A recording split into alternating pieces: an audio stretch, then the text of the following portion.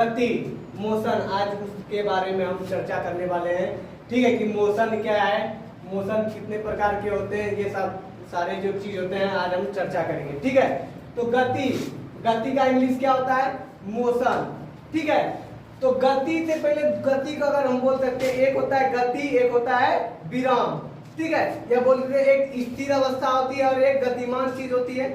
ठीक है, तो दो चीज सबसे पहले हम डिस्कस करेंगे, क्या गति क्या है और विराम क्या है। ठीक है, विराम तो हम लोग समझ रहे कि कोई भी चीज एक जगह स्थिर रहेगा तो उसको विराम अवस्था में कहेंगे। ठीक है, एक जगह जो स्थिर रहेगा उसको विराम अवस्था कहेंगे, और जो एक जगह से दूसरे जगह जाएगा गतिमान रहेगा उसको क्या कहेंगे, गति कहेंगे, मोशन कहेंगे। ठीक है, तो विराम, रेस्ट, विराम का इंग्लिश क्या होता है, रेस्ट। ठीक है, तो विराम किसको कहेंगे कि यदि किसी वस्तु की स्थिति, ठीक है, अन्य वस्तुओं की अपेक्षा समय के साथ नहीं बदलती है तो उस वस्तु को विराम, रेस्ट में कहा जाता है। क्या बोले कि यदि किसी वस्तु की स्थिति, ठीक है, स्थिति अगर ये ऐसे है, ठीक है, अगर ये ऐसे ऐसे हो रहा है तो उसका स्थिति में चेंज हो रहा है। बोला कि स्थिति जो है अन्य वस्तुओं की अपेक्षा नहीं बदले। ठीक है, फॉर एग्जाम्पल हम लेते हैं कि एक ये घर है और ये एक बाइक है, ये कार है, ये एक समय में इसका जो अगर ये यहाँ पर है तो कुछ समय के बाद आपको पता चलेगा घर वहीं का वहीं रहेगा और ये बहुत दूर चले जाएगा। तो वही बोल रहा है कि अन्य वस्तुओं की अपेक्षा समय के साथ उसकी स्थिति नहीं बदलती है तो उसे उस वस्तु का क्या कहते हैं, विराम, रेस्ट में कहा जाता है। ठीक है, यहाँ तक समझने में कोई दिक्कत नहीं हुआ होगा। ठीक है, तो जैसे कि अब हम गति कहेंगे, मोशन।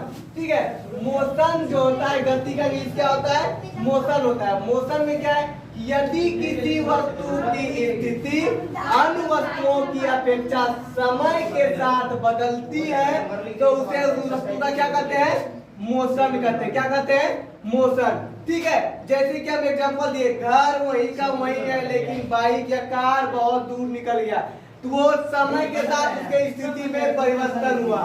ठीक है, तो उसको क्या कहेंगे, मोशन। यदि किसी वस्तु की स्थिति अन्य वस्तुओं की अपेक्षा समय के साथ बदलती है तो उसे उस वस्तु का क्या कहेंगे, मोशन कहेंगे। ठीक है, और आइए समझते हैं कि मोशन कितने प्रकार के होते हैं। ठीक है, मोशन, गति कितने प्रकार के होते हैं, तो गति 4 प्रकार के होते हैं। कौन कौन, रेखीय गति, कौन कौन, रेखीय गति, लाइनर मोशन। अब जो बच्चे को समझने में नहीं आ रहा है तो हम यहाँ हिंदी में लिख दिए हैं लाइनर मोशन। ठीक है, दूसरा क्या होता है, वृत्तीय गति, वित्तीय गति। ठीक है, सर्कुलर मोशन, क्या होता है, सर्कुलर मोशन। तीसरा क्या है, दोलन गति। कौन गति, दोलन गति।